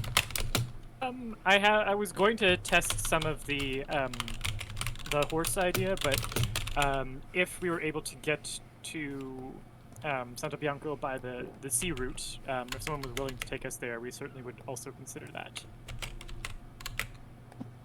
There will be some difficulty to that because most of the ships are not going into the Ibetian waters with the current conflict. But if you go to Karsh, I think you will have an easier time finding, or further south even, if you were to go into the Shires, I think you would find that there are smugglers who would be willing to take you further down the coast. If you have this horse magic transport and could get to Karsh quickly, you could get there faster than any message I could send and speak to my father about designs for such a device. And I remind him of the heel crawler, I think it was called, because that would be similar to what you need, but faster. And that I think you might already have. I shall bring that proposal to the rest of our field expedition group and see if that seems to be the best route. Then we will take it. And I do not believe you have. I don't think you actually introduced Tromlin, so I don't believe you have introduced me to your new friend. Oh yes, this is actually my Grand Nugget. His name is Tromlin Dariel. He's a gifted baker and has been part of many of the same expeditions as my friend Hero of the Quaggles Fetid last night. He was, again, part of the reason why peace was restored to the roads near Ravenfall. He's a fine young man. Thank you kindly. It's a pleasure to meet you finally. I've heard so much about you. Did I hear you right? A relative of ours? Yeah, somewhere back up the tree and down another route, but yes. Well, I am very pleased to meet you, cousin, and I thank you very much for your part, what part you have played in the opening of our trade to the north, the clearing of the roads. It is absolutely my pleasure to help in any way I can. So I'm going to cut again back to the other two, just really quick here before we go to break. So after your encounter with these individuals with their little Q-shaped These pins, racists. And their Who we will crush. their conspiracies, they've all vanished into the crowd. But the rest of the crowd around you, I mean, you were very intimidating. There's sort of people are giving you a bit of a wide berth, and there's a lot of whispering after this outburst. And I'd like both you and Fetid to make another perception check for me. Oh, that's better. 16. 16. A lot worse. So that is 13. Ooh. Okay. Well, Fetid is going to be distracted from noticing things about the crowd because he starts to hear, the secret language of the Quaggles from a little distance away. It's fart noises. The secret code from the Quaggles that tells someone that you want their attention. And you notice a couple of your Quaggle friends, specifically Ma Quaggle, who's more specifically known as Red, because of her fuzzy red hair, and the goblin filth trader, Gregory Stench. Yep. Good. Are both at one of the nearby grates. And his where wife, you... Dame Judy Stench. Excellent. No, I'm stealing that one. Stealing that. Everyone. That's great. It's good. It's really good. I'm not gonna say that was quick. Yeah, That's too good to waste here. So that'll be a trash distant cannon. relative. It's trash cannon. too good to waste here. That'll come up there. That's not Good. his wife. That's a a distant family member, who we'll absolutely see later. No, Greg and Ma Quaggle are both trying to get your attention here from a distance away. Basically, the same grate where you went and traded with the Emperor. Psst, psst, psst. Meanwhile, Oogna, with your superior role, you notice that, although you don't think much about it because you don't know the secret codes. You have no idea what that noise is. But also you hear you notice among the crowd, the people who are kind of whispering. You catch a couple people basically saying stuff about you. Like, you don't catch all the details, but they're sort of like talking about something about the match being off, or like, or maybe people are wrong, or maybe Oogna's not going to fight. Maybe it won't be a fight. Is Oogna afraid? I don't know what's going on. Ooh, I am going to. But the second thing, before you do anything, the second thing you notice is across the heads of the crowd, behind a different stall, you see about a third of a gelatinous cube sticking out from behind the stall, staring at you. Or you assume staring at you, because the glasses are facing your way. Good. I'm going to have a half second of regretting that Tromlin isn't here, because he's made me more aware that I should listen to what people are saying about me. And then I'm going to, like, look around and try to, like, duck behind a pole and sidle into the people who are talking about me. It's definitely going to work. Roll me a stealth roll. Yeah. It's gonna be like Bob Ross Oogna trying to hide. Can I pass without 17?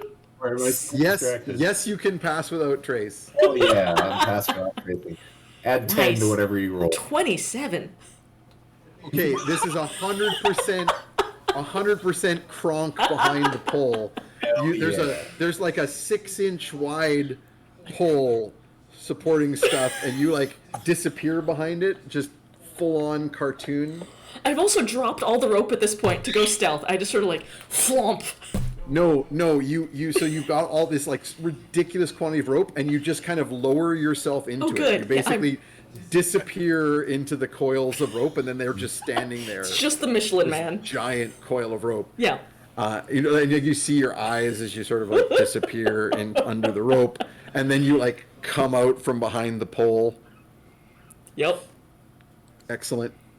The giant gelatinous cube kind of like shudders, like there's a bunch of like anime sweat drops go flying off of it as it believes that it is just stalked in return, and so it quickly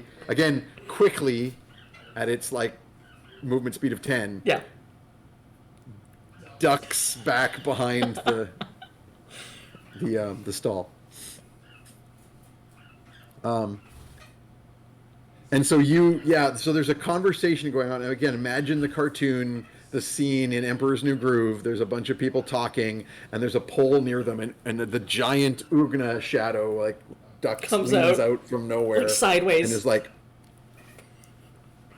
listening to their conversation. So I take it you wish to listen in? Yeah. And get more information here. Without, just because I want to go to break here real quick. Actually, let's go to break and then we'll come back and I'll do that scene. Sounds good. All right, we will see you all in 10, 15 minutes, somewhere there. 10 minutes. Also, hi Theo. Hi Theo. My friend Di's friend Theo's watching. Hi Theo. Oh, nice. Ah. Cool. All right, going to break.